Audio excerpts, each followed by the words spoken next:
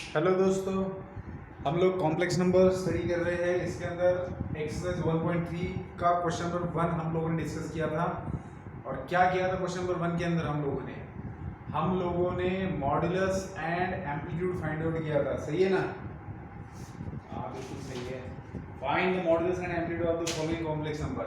So complex number का, दिए हुए कॉम्प्लेक्स नंबर का हम लोगों ने मॉड्यूलस निकाला था एंड एम्पलीट्यूड निकाला था।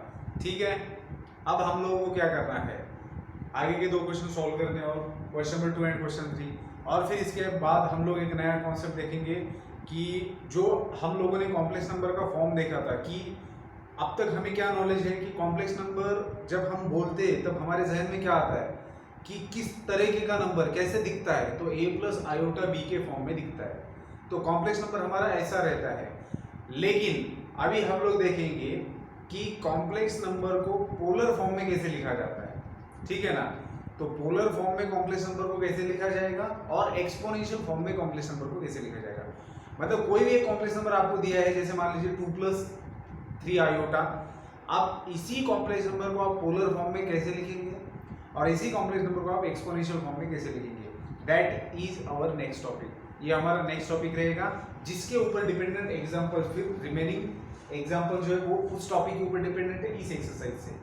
मतलब ये एक्सरसाइज तब खत्म हो पाएगा क्वेश्चन नंबर 3 के बाद में जो क्वेश्चंस आएंगे, those questions are dependent on polar form and exponential form. मतलब आपको क्या करना है, दिए हुए कॉम्प्लेक्स नंबर को पोलर फॉर्म में कन्वर्ट करना है, एक्सपोनेंशियल फॉर्म में कन्वर्ट करना है, इससे उल्टा भी करना है। आपको कोई कॉम्प्लेक्स नंबर पोलर फॉर्म में लिखा हुआ मिलेगा और आपको बताया गया कि भैया इसको a प्लस आयोटा b के फॉर्म में लिखो।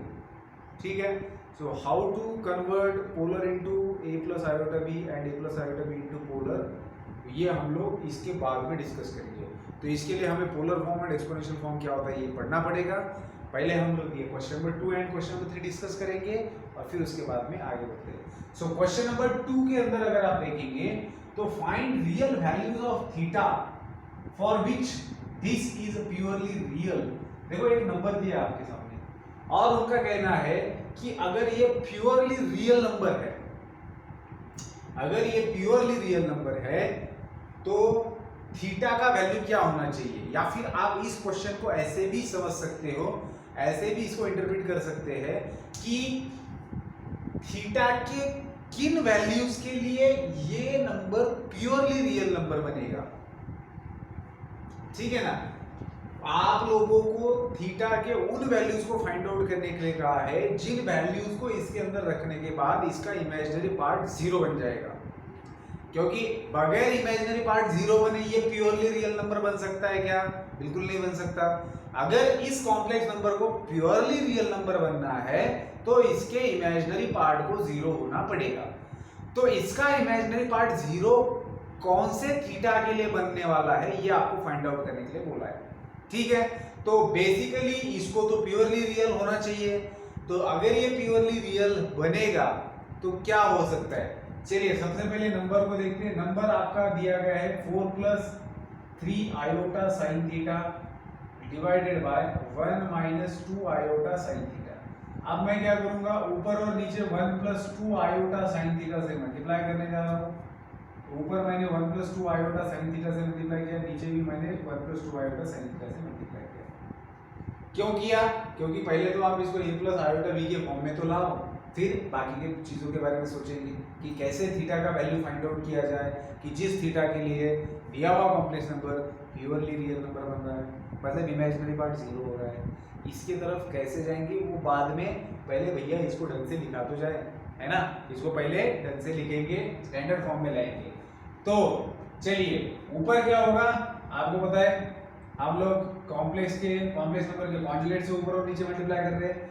सो this is just a multiplication of complex number. तो करते हैं 4 into 1 क्या मिलेगा 4 plus 4 into 2 8 iota sine theta, 1 into 3 iota sine theta 3 iota sine theta, फिर 3 into 2 6 iota into iota iota square and sine square theta divided by क्या मिलेगा आपको 1 minus 2 iota sine theta into 1 plus 2 iota sine theta, a minus B into a plus B. मैंने बहुत बार आपको बताया है कि दिए हुए कॉम्प्लेक्स नंबर और उसके कॉन्जुगेट का मल्टीप्लिकेशन कैसे लिखा जाता है, ए स्क्वायर प्लस बी स्क्वायर, बात खत्म। तो what is your A is 1, सो 1 का square 1 plus b is what 2 sin theta is b, ठीक है। सो 2 sin थीटा b है तो 2 sin थीटा का स्क्वायर बनेगा 4 sin स्क्वायर थीटा। अब ऊपर वाले की तरफ थोड़ा सा देखते हैं। सो ये दोनों लाइक टर्म्स है, ये प्योरली इमेजिनरी, ये purely imaginary. 8 iota sin theta 3 iota sin theta दोनों मिला के बन जाएगा 11 आयोटा sin थीटा। यहाँ पर ये 4 है, 4 प्लस 11 आयोटा sin थीटा। अब अगर आप देखेंगे तो आयोटा स्क्वायर का वैल्यू होता है -1, सो 6 इंटू -1 बन जाएगा -6 sin square theta divided by 1 plus 4 sin square theta. तो ये है आपका बेसिकली दिया हुआ नंबर। अब इसको थोड़ा सा ढंग से लिखा जाए तो 4 और इसको मैं साथ में लिखता हूँ, that is 4 - 6 sin square theta, और इसको मैं ऐसे लिखूंगा प्लस 11 sin थीटा आयोटा, और मैं डिनोमिनेटर को सेपरेट कर रहा हूँ 1 plus 4 sin square theta and divided by 1 plus 4 sin square theta. आप जरा मुझे बात बताइए, ये बेसिकली आपका दिया हुआ कॉम्प्लेक्स नंबर है जिसको मैंने a प्लस बी आयोटा के फॉर्म में लिखा है। अब अगर इस कॉम्प्लेक्स नंबर को प्योरली रियल नंबर बनना है तो इसके लिए ये पार्ट का 0 होना जरूरी है, और ये पार्ट 0 कब होगा, जब यहाँ पर थीटा की जगह पर उस टाइप का एंगल आएगा जो इसको 0 बनेगा, क्योंकि 11 तो 0 अपने आप नहीं बनेगा। तो जो भी हो साइन थीटा जब तक 0 नहीं बनता तब तक ये पूरा टाइप पार्ट 0 नहीं बनेगा। तो अगर ये पूरा 0 नहीं बनेगा तो ये प्योरली रियल नंबर बनेगा नहीं। तो आपको इसको प्योरली रियल बनाना है, इस कॉम्प्लेक्स नंबर को प्योरली रियल बनाना है, और ये प्योरली रियल तभी बनेगा जब इमेजिनरी पार्ट 0 होगा। अब क्वेश्चन पैदा होता है कि इमेजिनरी पार्ट 0 कब होगा, जब आपका थीटा का वैल्यू ऐसा होना चाहिए कि जिससे ये रेशियो 0 हो, ठीक है। तो टारगेट ये है कि ये 0 आ रहा है, ये तो 0 है 100%। अब ये कौन से थीटा के लिए 0 ये अभी हमें देखना है। तो चलिए, दिस इंप्लाइज, इससे क्योंकि हमें इसको प्योरली रियल नंबर बनाना है, therefore 11 sin theta by 1 plus 4 sin square theta will be equal to 0। ये तभी प्योरली रियल बनेगा जब इसका इमेजिनरी पार्ट 0 होगा, इसलिए हम लोगों ने इमेजिनरी पार्ट को 0 से इक्वेट किया है, ठीक है। क्योंकि अगर हमने इमेजिनरी पार्ट को 0 से इक्वेट किया तो ये तो इक्वेशन बन गया है ना। अब हम इस इक्वेशन को सॉल्व करेंगे और कौन से थीटा के लिए 0 बन रहा है देखेंगे, उससे हमारा सॉल्यूशन मिल जाएगा हमें।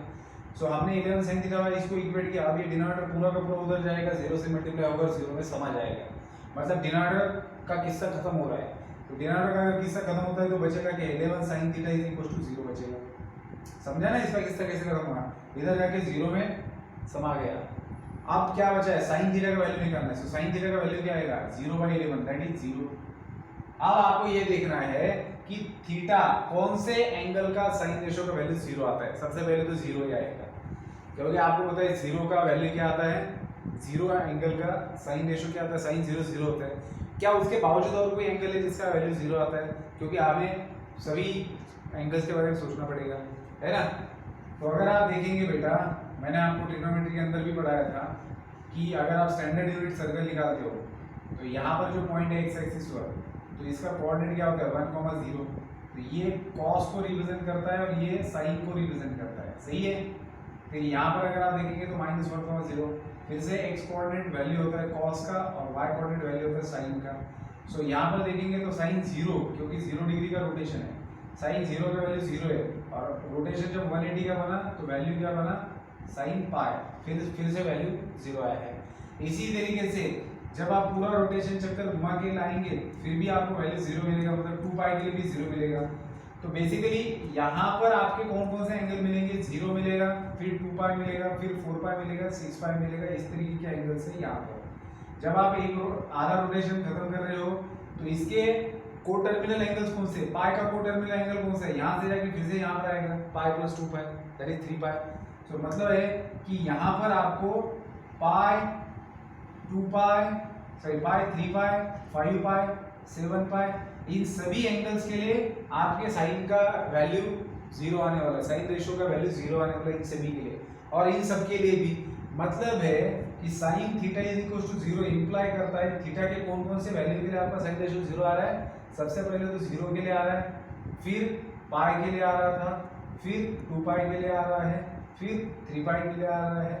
ऐसे करते करते कहाँ तक, तो हम इसको इन जनरल लिख सकते हैं, that is theta is equal to n pi लिखो, और n क्या है आपका, n है आपका इंटीजर, क्योंकि ये तो आपने एंटी क्लॉकवाइज डायरेक्शन से बोला, आपके एंगल क्लॉकवाइज डायरेक्शन से भी तो हो सकते हैं, इसलिए आपका थीटा क्या बन जाएगा, कौन से थीटा, क्योंकि यहाँ पर जो पूछा है वो for real values of theta पूछा है, मतलब थीटा का वैल्यू कुछ भी हो सकता है, रियल वैल्यू के अंदर का कोई भी ले सकते हो, तो आप नेगेटिव भी ले सकते हो, पॉजिटिव भी ले सकते हो। सो क्लॉकवाइज डायरेक्शन से और एंटी क्लॉकवाइज डायरेक्शन से, तो आपको इन सभी एंगल्स के लिए आपको थीटा, जब आपका इनमें से कोई भी एंगल रहेगा तो साइन थीटा 0 रहने वाला है। तो हमें पूछा ही ये था कि थीटा का वैल्यू क्या रहेगा, जिसके लिए ये complex number purely real number बनेगा।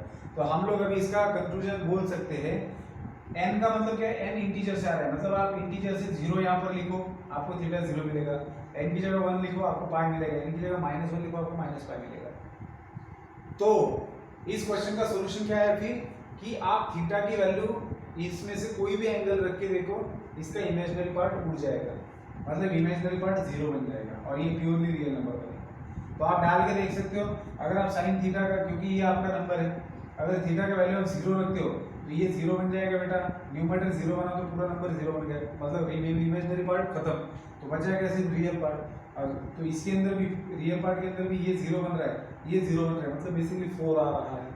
तो जब थीटा आपका 0 डिग्री का रहेगा तब आपका कॉम्प्लेक्स नंबर 4 है, सिर्फ 4। इस तरीके से आप यहाँ का कोई भी डाल के देखिए, आपको समझ में आएगा कि आपका नंबर क्या है, ठीक है। सो this is basically this purely real number is 4, ठीक है, फॉर ऑल थीटा ये 4 ही मिलेगा आपको, ठीक है, क्योंकि हमेशा साइन थीटा 0 ही होने वाला है। चलिए, तो इस तरीके से था इस क्वेश्चन का सॉल्यूशन। आगे बढ़ते हैं क्वेश्चन नंबर 3 की तरफ।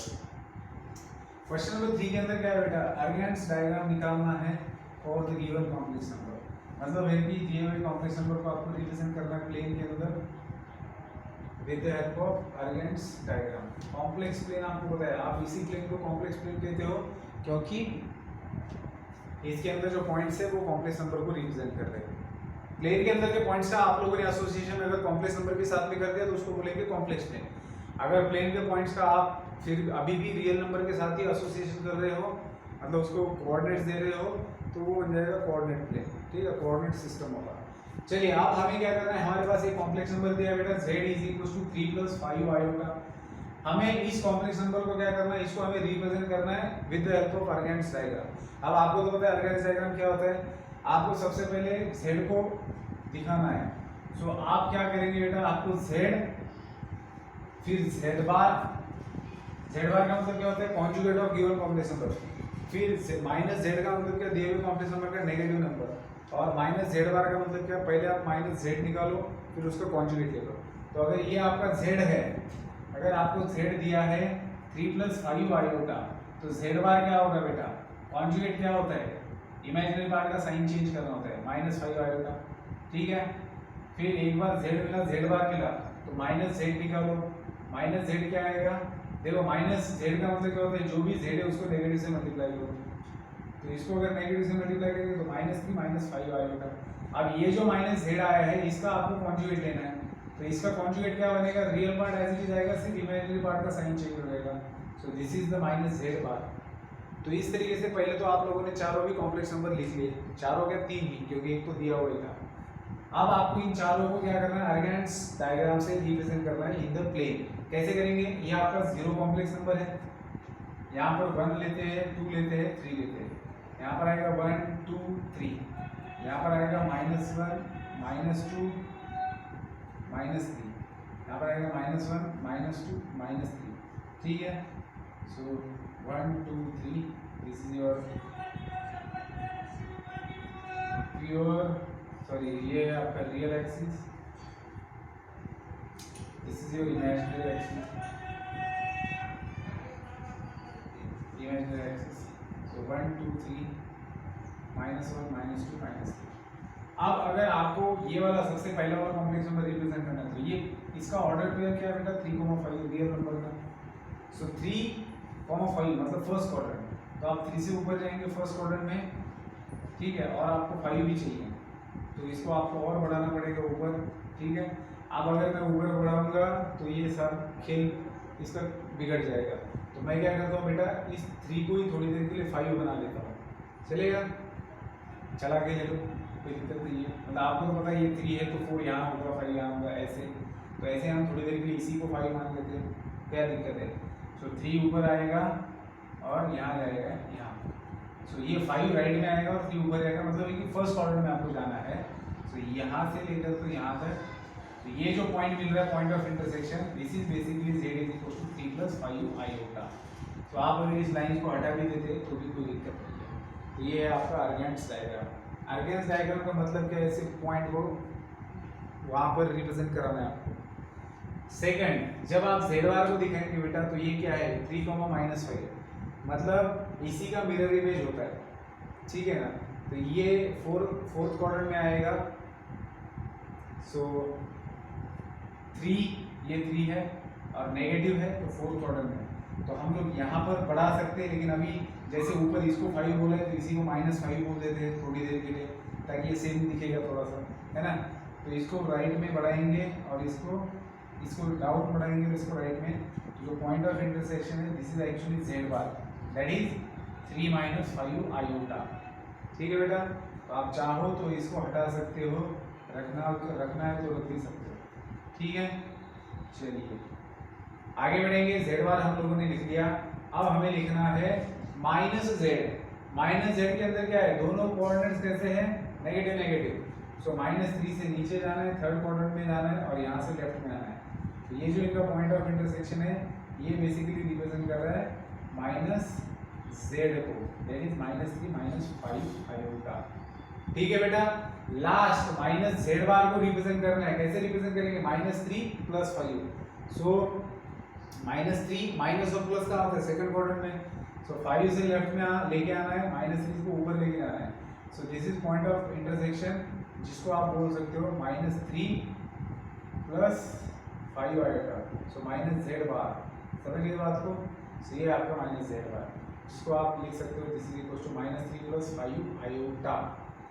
सो इस तरीके से आपने आर्गेन्स डायग्राम में यूज करके इसको आपने रिप्रेजेंट किया है। बस याद रखना मैंने एडजस्टमेंट यहाँ पर -5 लिखा है, -3 को ही आपको प्रॉपर तरीके से स्केल लेके इसको बनाना, ठीक है। स्केल का मतलब क्या होता है, हर जगह 1 यूनिट सेम होता है। अगर 0 से 1 इतना डिस्टेंस है तो वो यहाँ पर भी इतना ही रहेगा, यहाँ पर भी इतना ही रहेगा, ऐसे, ठीक है ना। तो ठीक है, ये था क्वेश्चन नंबर 3। तो अब इसको हटाते हैं, आप लोग इसको पॉज करके लिख सकते हो। अब मैं बढ़ता हूँ आगे के क्वेश्चन की तरफ, सॉरी टॉपिक की तरफ, कॉन्सेप्ट की तरफ, that is polar form. Polar form basically क्या है, तो ये एक्चुअल में अगर आप देखा जाएंगे तो ये सिर्फ लिखने का तरीका है पोलर फॉर्म के।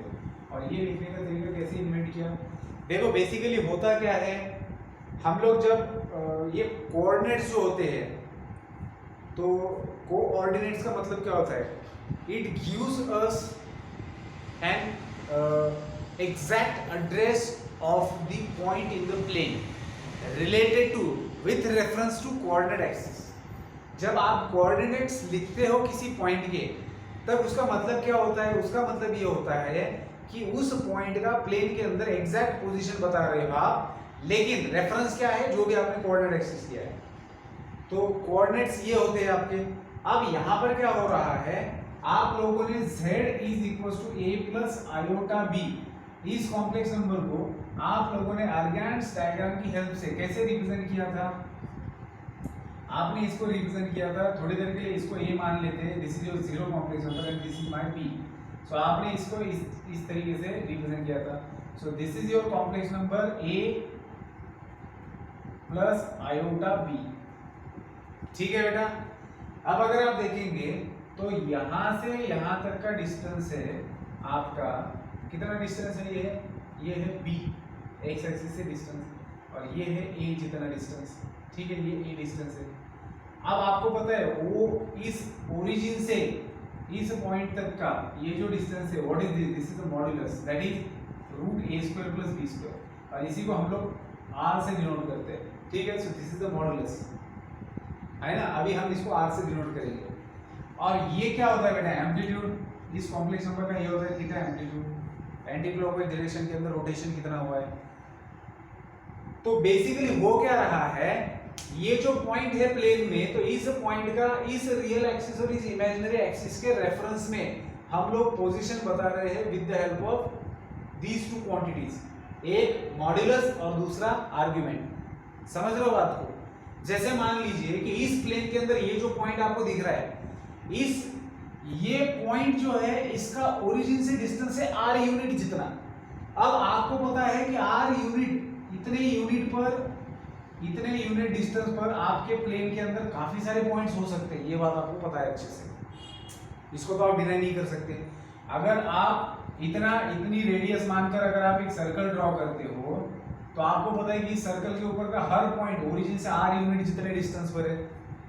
तो अगर आप इस पॉइंट का एग्जैक्ट पोजीशन बताने के लिए सिर्फ distance of this point from the origin लेते तो आपको एग्जैक्ट एड्रेस नहीं मिलता, क्योंकि अगर मैं बोलता हूं कि मेरा पॉइंट ओरिजिन से 5 सेंटीमीटर डिस्टेंस पर है, तो आप बोलेंगे कि भैया 5 सेंटीमीटर कहां पर, 5 सेंटीमीटर यहां पर भी हो सकता है, यहां पर भी हो सकता है, यहां पर भी हो सकता है, कहीं पर भी, है ना।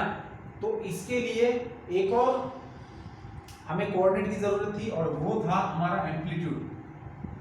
मतलब जो हम लोगों ने कॉम्प्लेक्स नंबर का मॉड्यूलस एंड कॉम्प्लेक्स नंबर का आर्गुमेंट और एम्पलीट्यूड का कॉन्सेप्ट देखा, उसकी हेल्प हमें पॉइंट का या फिर कॉम्प्लेक्स नंबर का एग्जैक्ट पोजीशन लोकेट करने में मिल रही है। कैसे मिल रही है देखिए,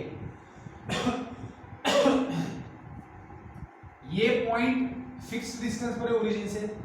अब ऐसे तो इनफिनिट पॉइंट्स हो सकते हैं इतने डिस्टेंस पर, लेकिन अगर मैं बोलता हूं कि वो पॉइंट इतने एम्पलीट्यूड और इतने डिस्टेंस पर है, फिर आपके पास एक ही पॉइंट मिलेगा। क्यों? देखिए मैं आपको बताता हूं।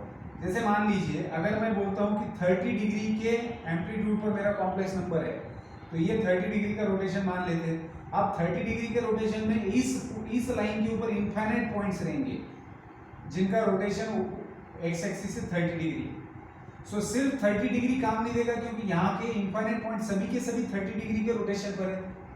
लेकिन अगर मैं बोलता हूँ कि मेरा जो कॉम्प्लेक्स नंबर है प्लेन में, तो वो ओरिजिन से 5 सेंटीमीटर इतने डिस्टेंस पर है और 30 डिग्री के रोटेशन में है। तो 30 डिग्री के रोटेशन मतलब इस लाइन पर, और कितना दूर ओरिजिन से 5। अब ये दोनों का अगर मैं इस्तेमाल करता हूँ इस पॉइंट को रिप्रेजेंट करने के लिए, मैं क्या करने जा रहा हूँ, इस पॉइंट का लोकेशन बताने के लिए मैं इस पॉइंट का लोकेशन बता रहा हूँ r, थीटा से, जिसके अंदर मैं बोल रहा हूँ r है मेरा 5 और थीटा है मेरा 30 डिग्री। अब आप इन दोनों की हेल्प से अगर आप देखेंगे तो आपको बस एक ही पॉइंट मिलेगा जिसको ये कोऑर्डिनेट्स है। जैसे कोऑर्डिनेट सिस्टम में अगर आप जब 3,5 बोलते थे या 1,2, तो 1,2 वाला एक ही पॉइंट मिलता था ना। इस तरीके से r और थीटा की हेल्प से, that is modulus and amplitude की हेल्प से आप exact position of the point in the plane बता सकते हो, और इसी को कहा गया है पोलर कोऑर्डिनेट्स। ठीक है ना, इसी को क्या कहा गया है, पोलर कोऑर्डिनेट्स। सो ये r, theta are the polar coordinates of the point in the plane. लेकिन हमारा क्वेश्चन ये है कि अगर ये पोलर कोऑर्डिनेट्स है तो हम z = a + i/v, ये जो कॉम्प्लेक्स नंबर हमने लिखा है, तो क्या इसको पोलर फॉर्म में लिखा जा सकता है? पोलर फॉर्म में लिखना मतलब पोलर कोऑर्डिनेट्स का यूज करके लिखा जा सकता है क्या? तो बिल्कुल लिखा जा सकता है। कैसे? अब देखिए हम लोग कंपेयर करते हैं, हमें पोलर कोऑर्डिनेट्स का यूज करना है, ठीक है। तो अगर आप देखेंगे तो बेसिकली आपका डिस्टेंस जो है इसको आपने r कहा है, ठीक है, ये आपका डिस्टेंस है r, पहली चीज। और दूसरी चीज बेसिकली आपके कोऑर्डिनेट्स क्या होते हैं? आपके कोऑर्डिनेट्स अगर आप इनके ओरिजिनल कोऑर्डिनेट्स देखे जाए, जो इस कॉम्प्लेक्स नंबर को ध्यान में रखते हुए लिखेंगे, तो वो होते हैं a, b। अब जैसे ये कॉम्प्लेक्स नंबर है, ये पॉइंट है, इसका कोऑर्डिनेट क्या है, a, b, जो ऑर्डर पेयर होता है रियल नंबर का। लेकिन अब अगर आपको इस कोऑर्डिनेट को पोलर के फॉर्म में लिखना है, ठीक है ना, तो कैसे लिखेंगे आप? तो a का value in terms of r and theta आपको लिखना है पहली बात, और b का वैल्यू आपको in terms of r and theta लिखना है। तो इसके लिए हमारी हेल्प करेगा ट्रिगोनोमेट्री, ठीक है। कैसे हेल्प करेगा ट्रिगोनोमेट्री? तो इस पॉइंट से हम लोग परपेंडिकुलर ड्रॉ करते हैं x एक्सिस के ऊपर, तो ये डिस्टेंस तो b है, क्योंकि इस पॉइंट का x एक्सिस से डिस्टेंस मतलब y कोऑर्डिनेट होता है। और इस पॉइंट का वाई एक्सिस से डिस्टेंस मतलब x coordinate which is a. अब अगर आप लोग यहाँ पर देखेंगे बेटा, तो मैं इसका ये जो एम्पलीट्यूड है मेरा थीटा, तो मैं इसका साइन रेशियो लेता हूँ। सो साइन थीटा मुझे क्या मिलेगा, साइन थीटा मुझे मिलेगा b बाय आर। मैंने root of a square plus b square को आर बोला है।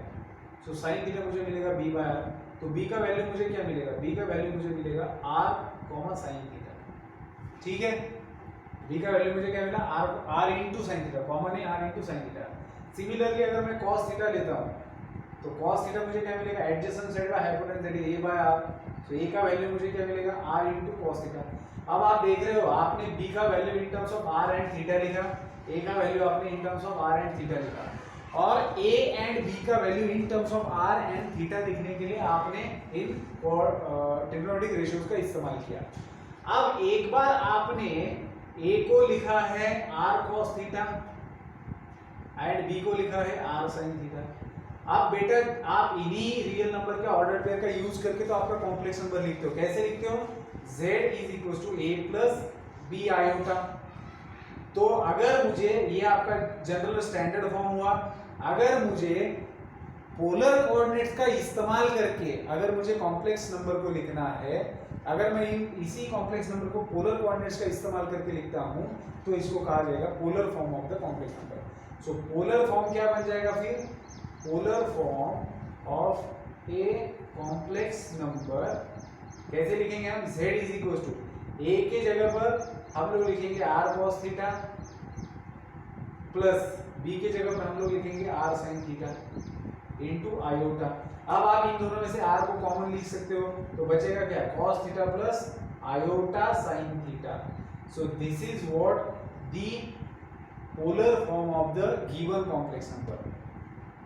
सो ये है हमारे दिए हुए कॉम्प्लेक्स नंबर का पोलर फॉर्म। अब आपको इन दोनों के बीच में रिलेशन देखना है कि अगर आपको z दिया है किसी ने और आपको कहा कि इस कॉम्प्लेक्स नंबर का आप पोलर फॉर्म में लिखिए, तो आपको किन किन चीजों की जरूरत पड़ेगी। देखो, अगर आपको इससे इसके अंदर जाना है तो आपको लगेगा r, और r क्या होता है, मॉड्यूलस।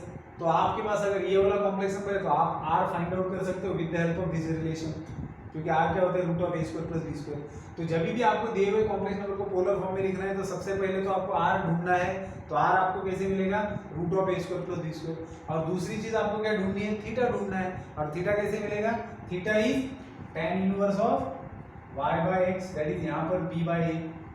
मतलब दिए हुए कॉम्प्लेक्स नंबर का आप मॉड्यूलस निकालो और आप निकालो एम्पलीट्यूड, और इसको आप इस फॉर्मेट में लिख दो, तो ये मिल जाएगा आपका पोलर फॉर्म। ठीक है, और अगर मान लीजिए आपको पोलर फॉर्म दिया है, तो इसको आप कन्वर्ट कैसे करेंगे कॉम्प्लेक्स में। तो सिंपल है बेटा, पोलर फॉर्म दिया है मतलब थीटा का एंगल कुछ ना कुछ होगा, तो कॉस और साइन के वैल्यूज लिखने हैं, आर का वैल्यू कुछ ना कुछ दिया होगा। ठीक है, तो इसको सीधा मल्टीप्लाई करना है, तो आपको a प्लस आयोटा b का फॉर्म मिल जाएगा। ठीक है, अब ये तो था polar form of a complex number. उम्मीद करता हूँ आप लोगों को ये समझ में आया है। इसके बाद में आता है एक्सपोनेंशियल फॉर्म। ठीक है, सो एक्सपोनेंशियल फॉर्म क्या है बेटा, ये इसी से आप लिख सकते हो, exponential form of a complex number. किसी भी कॉम्प्लेक्स नंबर का एक्सपोनेंशियल फॉर्म क्या होता है, ये हम लोग देख रहे हैं। सो बहुत सिंपल है, ये जो cos theta plus iota sin theta है ना बेटा, इसको रिप्रेजेंट किया जा सकता है e raise to iota theta से। ये बेसिकली इस सीरीज का एक्सपांशन है। अभी आप लोगों को बस इतना ध्यान में रखना है कि e raise to iota theta को आप cos theta plus iota sin theta लिख सकते हो। ठीक है, तो जब भी आपको दिए हुए कॉम्प्लेक्स नंबर को पोलर फॉर्म में लिखने, एक्सपोनेंशियल फॉर्म में लिखने के लिए कहेंगे, तो आप लोग क्या लिखेंगे, z is equal to r as it is आएगा, बस cos theta plus iota sin theta की जगह पर आपको e raise to iota theta लिखना है। मतलब आपको क्वेश्चन पूछा जा सकता है कि दिए हुए कॉम्प्लेक्स नंबर को पोलर फॉर्म में लिखिए एंड एक्सपोनेंशियल फॉर्म में लिखिए। तो जब पोलर फॉर्म में लिखना होता है तो उसके लिए आपको r का वैल्यू निकालना है, उसके लिए आपको थीटा निकालना है। और एक बार आपने r और थीटा के फॉर्म में लिखा, तो आपको एक्सपोनेंशियल फॉर्म में लिखने के लिए और कुछ अलग नहीं करना है। r का वैल्यू तो आपके पास ऑलरेडी था, बस आपको e raise to iota times theta का वैल्यू भी आपके पास है, बस उसको यहाँ पर रख देना है। ठीक है, so e raise to iota theta is nothing but cos theta plus iota sin theta. इसको थोड़ा सा ध्यान में रखना है। So E raise to iota theta मतलब क्या होता है, cos theta plus iota sine theta. ठीक है, ये कैसे क्या इससे कोई मतलब नहीं, अभी के लिए आपको बस इतना ध्यान में रखो। जिस दिन एक्सपोनेंशियल सीरीज के बारे में जान जाओगे उस दिन आपको इसका मतलब समझ में आएगा। तो ये था बेटा हमारा पोलर फॉर्म के बारे में कॉन्सेप्ट। अब हम लोग इसके ऊपर डिपेंडेंट एग्जाम्पल देख सकते हैं, ठीक है ना। तो इसको अच्छे से लिख लेंगे और ध्यान में रखेंगे। तो यहाँ पर ये हमारा थ्योरेटिकल पार्ट खत्म करता है एक्सरसाइज 3 के लिए। तो एक्सरसाइज 1.3 के लिए आपको जितना भी जरूरी था, तो हम लोगों ने बेसिकली एक्सरसाइज 1.3 के अंदर क्या देखा, modulus of the complex number and argument of a complex number, और उसको कहते हैं amplitude of the complex number. Second हम लोगों ने देखा कि polar form of the complex number क्या होता है, इनफैक्ट पोलर कोऑर्डिनेट्स क्या होते हैं कॉम्प्लेक्स नंबर के, है ना। तो उससे हमने लिखा पोलर फॉर्म, और फिर हम लोगों ने देखा एक्सपोनेंशियल फॉर्म। ठीक है, तो इस तरीके से हमारी जर्नी स्टार्ट हुए। शुरुआत हमने की थी बेटा कॉम्प्लेक्स नंबर से कि कॉम्प्लेक्स नंबर किसको कहा जाता है। फिर उसके बाद में हम लोगों ने क्या किया, कॉम्प्लेक्स नंबर को डिफाइन करने के बाद में उसका स्टैंडर्ड फॉर्म क्या होता है क्या नहीं, हम लोगों ने अलजेब्रा ऑफ कॉम्प्लेक्स नंबर देखा। ठीक है, फिर कॉन्जुगेट का कॉन्सेप्ट देखा हम लोगों ने, फिर उसके ऊपर डिपेंडेंट कई सारे एग्जाम्पल सॉल्व किए। फिर हम लोगों ने क्वाड्रेटिक इक्वेशन सॉल्व किए जो कॉम्प्लेक्स नंबर के फॉर्म में है। ठीक है, और अब हम लोगों ने एम्पलीट्यूड, मैग्नीट्यूड, मॉड्यूलस, एम्पलीट्यूड, फिर polar form and exponential form, ये चीज़ें देखी। अब हम लोग सिंपली बचे हुए एग्जाम्पल इस एक्सरसाइज से सॉल्व करेंगे जो हमारा थर्ड एक्सरसाइज है, और फिर मूव करेंगे नेक्स्ट कॉन्सेप्ट के ऊपर। तो मैं एग्जाम्पल लिखता हूँ बेटा, फिर हम लोग इसको डिस्कस करते हैं। चलिए बेटा, question number 4। Question number 4, express the following complex numbers in polar form and exponential form. दिया गया कॉम्प्लेक्स नंबर को पोलर फॉर्म में लिखना है, एक्सपोनेंशियल फॉर्म में लिखना है, दिमाग ज़्यादा लगाने की जरूरत नहीं है। पहला example, let Z be equal to, चलिए इस कॉम्प्लेक्स नंबर को जेड से डिनोट किया जाए, -1 + √3 आयोटा। तो ये है आपका दिया हुआ कॉम्प्लेक्स नंबर। आपको बेटा इसको लिखना है पोलर फॉर्म के अंदर एंड एक्सपोनेंशियल फॉर्म में। तो पोलर फॉर्म हो या एक्सपोनेंशियल फॉर्म हो, हमें किन चीजों की जरूरत होती है, हमें आर की जरूरत होती है, थीटा की जरूरत होती है। ठीक है, तो कैसे आर का वैल्यू हम लोग निकाल सकते हैं, आर का मतलब क्या होता है, मॉडुलस ऑफ जेड होता है। सो यहाँ पर अगर आप इसको कंपेयर करेंगे तो ए का वैल्यू आपको मिलेगा, कंपेयरिंग दिस विद, मैं ऐसे ही आपको कैसे लिखना होता है बता रहा हूँ, ठीक है ना। Comparing with a + b iota, we get value of a as -1 और b का वैल्यू मिलेगा √3। अब आपको r चाहिए बेटा, r का वैल्यू क्या होता है, √a² + b²। तो बेसिकली आपको रियल पार्ट का स्क्वायर करना होता है, इमेजिनरी पार्ट का स्क्वायर, उन दोनों का एडिशन करके उसका स्क्वायर रूट लेना होता है। ये होता है आपका r का वैल्यू। ठीक है, सो r का वैल्यू आप लोग निकाल रहे हो, सो -1 का स्क्वायर प्लस √3 का स्क्वायर। ठीक है, सो ये क्या मिलेगा आपको, 1 + 3 स्क्वायर रूट हट गया तो बचा क्या 2। सो r का वैल्यू आपको मिला 2, अब r का वैल्यू मिला 2, थीटा निकालना है। सो थीटा क्या है, थीटा है tan inverse of y/x, that is b/a। यहां पर भी देखेंगे तो सो tan इनवर्स ऑफ b का वैल्यू कितना है बेटा, b का वैल्यू है √3 और a का वैल्यू है -1, मतलब आपको मिला tan इनवर्स ऑफ -√3। ठीक है, अब √3 tan का ऐसा कौन सा रेशियो है, tan का ऐसा कौन सा रेशियो है, tan रेशियो के अंदर tan रेशियो कौन से एंगल के लिए आपको √3 वैल्यू देगा।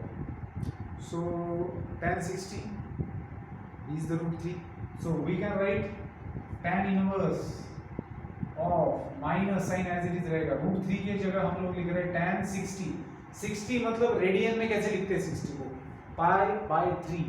ठीक है, सो tan of π/3। अब अगर tan इनवर्स और tan को हटाना है तो ये बीच में का माइनस साइन हट जाना चाहिए। ठीक है, सो -tan थीटा के लिए अलाइड एंगल्स का फॉर्मूला, वैसे भी आप π/3 एंगल ले सकते हो कि नहीं ये देखना है। π/3 मतलब 60 डिग्री। फर्स्ट क्वाड्रेंट में है क्या आपका कॉम्प्लेक्स नंबर, सबसे पहले देखना पड़ेगा। तो अगर आप देखेंगे तो बेटा रियल पार्ट नेगेटिव है, इमेजिनरी पार्ट पॉजिटिव है, मतलब ये बात हो रही है सेकंड क्वाड्रेंट की। मतलब आपका जो ये पॉइंट है, ये जो नंबर है, ये बेसिकली प्लेन में सेकंड क्वाड्रेंट के अंदर है। तो सेकंड क्वाड्रेंट में एंगल तो 90 और 180 के बीच में रहेगा, मतलब आपको इसको पाई में से सब्ट्रैक्ट करना पड़ेगा, पाई - थीटा लेना पड़ेगा। तो समझ रहे हो बात को, तो आप इसको tan इनवर्स ऑफ -tan π/3 को आप लिख सकते हो tan ऑफ पाई माइनस π/3। समझे बात को? तो tan ऑफ पाई माइनस π/3 होता क्या है? tan of pi minus theta होता है, पाई आया है तो रेशियो कांस्टेंट रहेगा, that is tan of pi minus π/3 बनेगा tan π/3। अब बात हो रही है सेकंड क्वाड्रेंट की, तो सेकंड क्वाड्रेंट में tan होता है नेगेटिव, सो पाई रेशियो है, पाई एंगल है तो रेशियो कांस्टेंट रहा, लेकिन सेकंड क्वाड्रेंट इसलिए नेगेटिव आया। मतलब we can replace -tan π/3 by tan of pi minus π/3। अब ये मत पूछना कि ये क्या गड़बड़ है ना? ये अलाइड एंगल्स ट्रिग्नोमेट्री के अंदर बहुत अच्छी तरीके से पढ़े हैं हम लोग, इसीलिए ट्रिग्नोमेट्री सबका बेस है ये कहा जाता है। कैलकुलस में ट्रिग्नोमेट्री है, यहाँ पर भी ट्रिग्नोमेट्री यूज कर रहे हो, हर जगह ट्रिग्नोमेट्री आपको मिलेगा। तो फार्मूलेस को अच्छे से ध्यान में रखना है और टाइम टू टाइम उसको रिवाइज करना है, ठीक है बेटा? चलिए आगे बढ़ते हैं। सो tan इनवर्स और tan हट गया तो बचा क्या? 5 पाई माइनस π/3, और पाई माइनस π/3 क्या होता है? क्रॉस मल्टीप्लिकेशन करना पड़ेगा ना, डिनोमिनेटर सेम नहीं है। सो 3 पाई माइनस पाई, इन दोनों का मल्टीप्लिकेशन, इन दोनों का मल्टीप्लिकेशन पाई डिवाइडेड बाय 3, सो मिला क्या? 2 π/3। तो बेटा ये क्या मिला है आपको? ये मिला आपको थीटा, दैट इज आर्गुमेंट और एम्पलीट्यूड। तो आपको r चाहिए था, r मिल गया, थीटा चाहिए था, थीटा मिल गया। अब हम दिए हुए कॉम्प्लेक्स नंबर का पोलर फॉर्म लिख सकते हैं। पोलर फॉर्म का मतलब क्या? ये पहले आपका कॉम्प्लेक्स नंबर था, आपने इसको अलग ढंग के कपड़े बनाए, आपने इसको अलग ढंग का मेकअप करवाया, तो यही कॉम्प्लेक्स नंबर दिख कैसे रहा है? हालांकि आदमी वही है, जैसे आदमी वही होता है, लेकिन मेकअप, उसका कपड़े का, सारी चीजों को अगर आप बदल दे तो आदमी अलग दिखने लग सकता है ना? तो ये बस पहनावा बदल चुका है। पोलर कोऑर्डिनेट्स का मतलब है कि बस आप लोग उसको अलग तरीके का मेकअप करवा रहे हो, लेकिन आदमी ओरिजिनल में वही है, ठीक है? तो कॉम्प्लेक्स नंबर यही है, लेकिन अलग कपड़ों में कैसे दिख रहा है, ये अलग मेकअप में कैसे दिख रहा है? तो z is equal to r का वैल्यू कितना है? आप कैसे लिखते हो? r into cos theta plus iota sine theta. So इस कॉम्प्लेक्स नंबर के लिए r क्या है? 2 कॉस ऑफ थीटा कितना आया? 2 π/3। बस थीटा की जगह पर उसका वैल्यू रखना है, प्लस आयोटा साइन 2 π/3, ठीक है? तो ये बन गया polar form. So this is the polar form, this is the polar form for the given complex number. ये पोलर फॉर्म है। पोलर फॉर्म में और कुछ नहीं करना होता, बस अच्छे से उसको मेकअप कराओ, उसके कपड़े पहनाओ। तो क्या है कपड़े पहनना? मतलब r का वैल्यू निकालो, वो इस फॉर्मेट में रखो, r की जगह पर थीटा का वैल्यू निकालो, इस फॉर्मेट में रखो। अब फिर से यहाँ पर वैल्यू मत निकाल के बैठना, नहीं तो cos 2 π/3 और sin 2 π/3 का वैल्यू लिखेंगे, 2 से फिर से मल्टीप्लाई करेंगे तो फिर से यही मिलेगा आपको। समझ में आई बात? चलिए, सो ये तो बन गया बेटा पोलर फॉर्म। अब इसी की हेल्प से आप लोग एक्सपोनेंशियल फॉर्म लिखेंगे, क्योंकि क्वेश्चन के अंदर क्या बोला है? Express the following complex number in polar form and exponential form. So exponential form में क्या लिखना है आपको? एक्सपोनेंशियल फॉर्म कैसे लिखा जाता है? r into e to the power iota theta.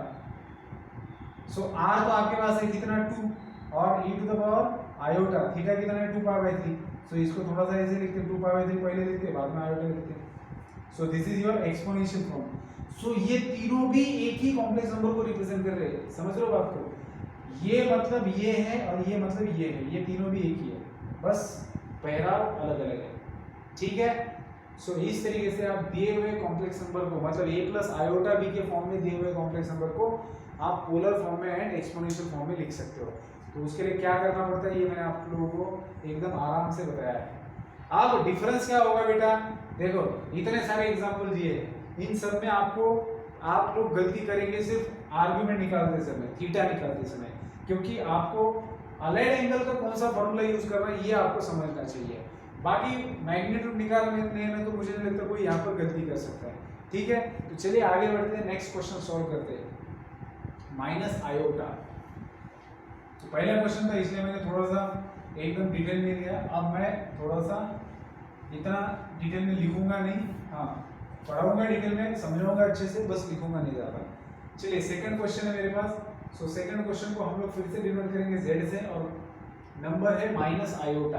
अब माइनस आयोटा नंबर दिया मतलब इसका रियल पार्ट नदारद है, रियल पार्ट है ही नहीं इसके अंदर।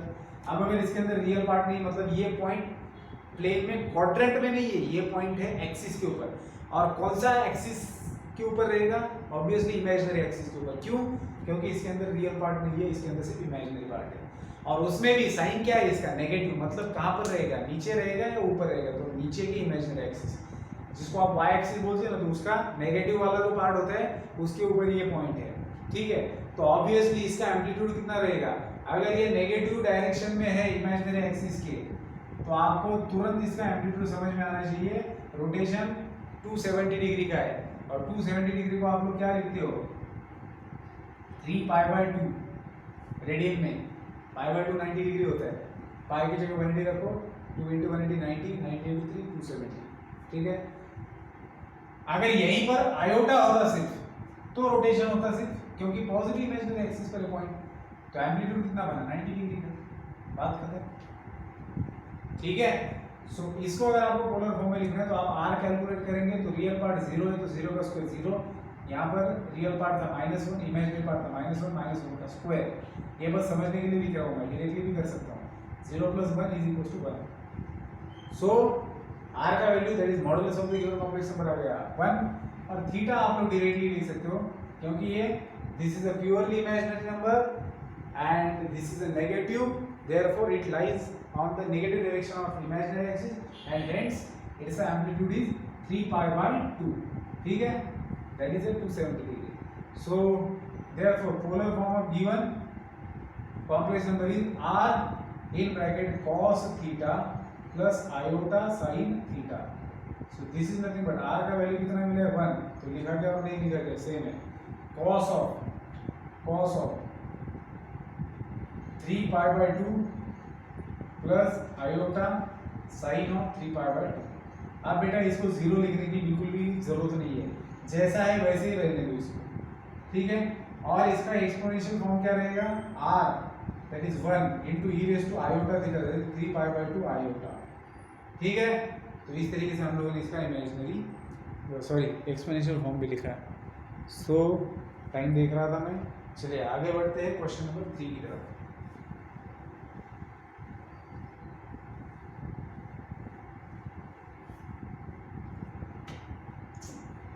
क्वेश्चन नंबर 3 जो है वो प्योरली रियल नंबर है बेटा, लेट z भी इक्वल्स टू बोलेंगे -1। अब यहाँ पर इस वाले में इमेजिनरी एक्सिस ही नहीं है, मतलब इमेजिनरी पार्ट ही नहीं है, तो मतलब आपका पॉइंट कहाँ पर है, एक्सिस पर, कौन से, रियल एक्सिस पर। और कहाँ पर है रियल एक्सिस पर, राइट में है लेफ्ट में है, देखो ये है आपका रियल एक्सिस और ये है आपका इमेजिनरी एक्सिस, तो ये यहाँ पर इमेजिनरी पार्ट 0 इसलिए इमेजिनरी, ये जब भी दोनों मौजूद होते हैं तब आपका कौन से ना कौन से क्वाड्रेंट में नंबर होता है, दोनों में से अगर एक पार्ट नहीं है तो ये रहेगा एक्सिस के ऊपर। अब यहाँ पर इमेजिनरी पार्ट नहीं है तो इमेजिनरी एक्सिस के ऊपर नहीं रहेगा, रियल पार्ट है तो रियल एक्सिस पर रहेगा। रियल एक्सिस पर कहाँ पर रह सकता है ये, या तो 0 complex number that is origin के राइट में या फिर लेफ्ट में, अगर नंबर पॉजिटिव है तो राइट में, नेगेटिव है तो लेफ्ट में, तो आपका नंबर लेफ्ट में आएगा। तो अगर लेफ्ट में है तो रोटेशन कितने डिग्री का होगा, 180 डिग्री का होगा, मतलब थीटा कितना मिला आपको 180 डिग्री। और रही बात r की, तो r तो कैलकुलेट करो, -1 का स्क्वायर, इमेजिनरी पार्ट 0 है उसका स्क्वायर, तो ये बन जाएगा 1। आप बात करेंगे थीटा की, सो थीटा है पाई, सो आपका पोलर फॉर्म क्या आएगा बेटा, r in bracket cos theta plus iota sin theta, ठीक है। सो r का वैल्यू कितना है 1 और cos pi plus iota sin पाई, ठीक है। सो दिस इज योर सेट, समझ में आएगा। अब इसी को आप एक्सपोनेंशियल फॉर्म में लिखना चाहते हो तो एक्सपोनेंशियल फॉर्म होता है e⁻ iota theta, so r का वैल्यू है 1 × e⁻, थीटा का वैल्यू क्या है पाई, सो पाई × iota, this is your exponential form, समझ में आई बात। तो कुछ ऐसे है बेटा ये। आप बात करेंगे फोर्थ क्वेश्चन की,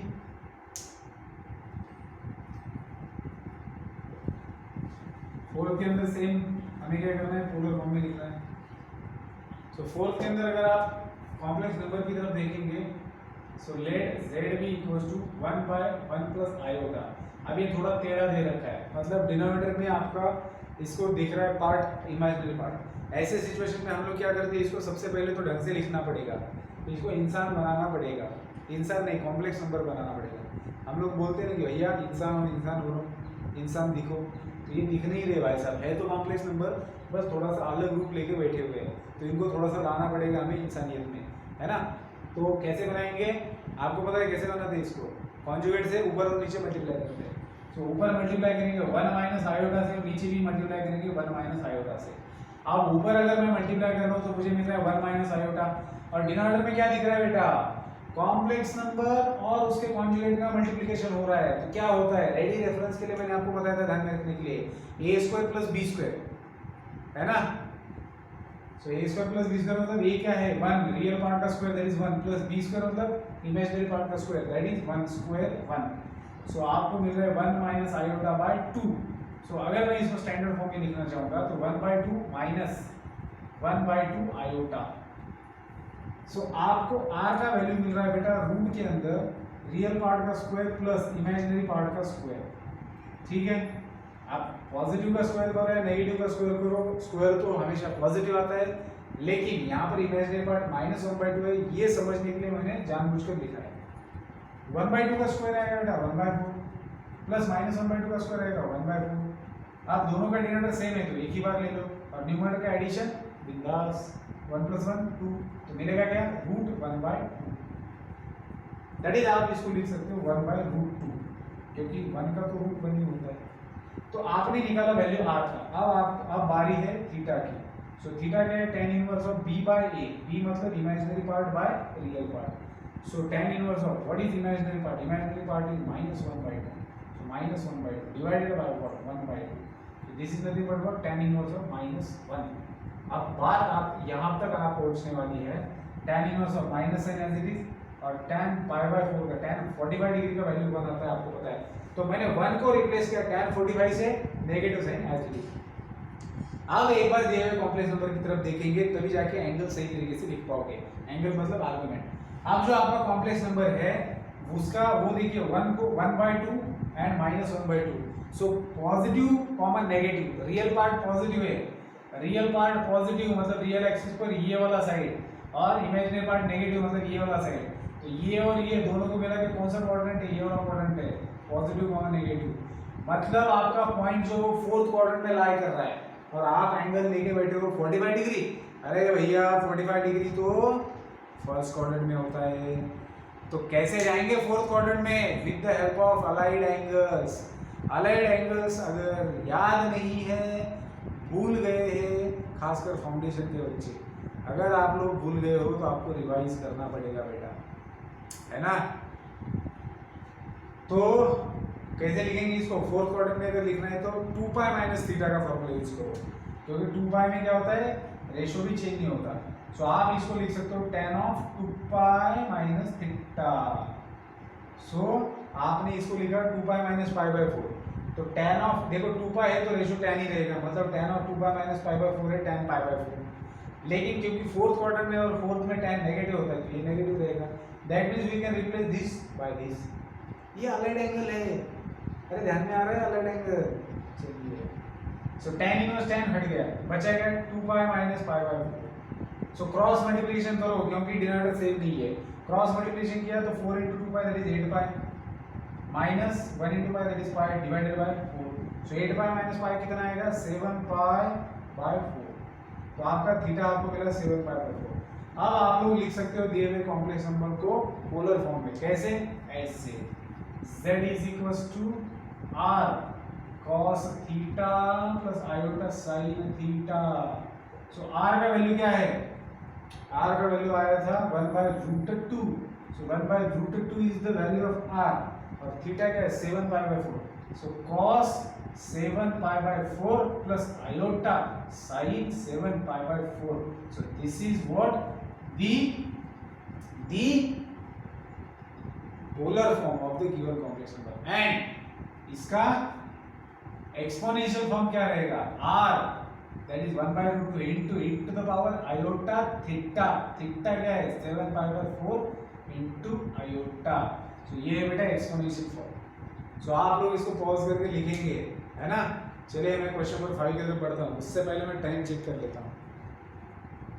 सो अनफॉर्चुनेटली टाइम बहुत कम है, तो मैं आपको हिंट दे देता हूँ बेटा, इसको और इसको सेम तरीके से करना है। पहले इसको कॉम्प्लेक्स नंबर बनाओ, कैसे बनाएंगे, इसके कॉन्जुगेट से ऊपर और नीचे मल्टीप्लाई करो, ऊपर और नीचे मल्टीप्लाई करने के बाद में ये स्टैंडर्ड फॉर्म में आएगा, आर का वैल्यू निकालो, थीटा निकालो। मुझे पता है थीटा निकालने में दिक्कत हो सकती है, लेकिन प्रैक्टिस करना पड़ेगा। फिर 6 का भी चलिए छोड़िए, मैं खुद ही सॉल्व कर देता हूँ, है ना। तो मिलते हैं नेक्स्ट वीडियो के अंदर, जिसके अंदर हम लोग इसको डिस्कस करेंगे, ठीक है बेटा। तो अभी सिर्फ हम लोगों ने क्वेश्चन नंबर 4 तक स्टडी किया है। तो नेक्स्ट वीडियो में मैं बचे हुए 2 क्वेश्चंस करूँगा और फिर बाकी के क्वेश्चन भी करेंगे, ठीक है। So good bye. प्रैक्टिस करना है, ठीक है ना, बार बार क्वेश्चंस को सॉल्व करना है। मिलते हैं नेक्स्ट वीडियो में।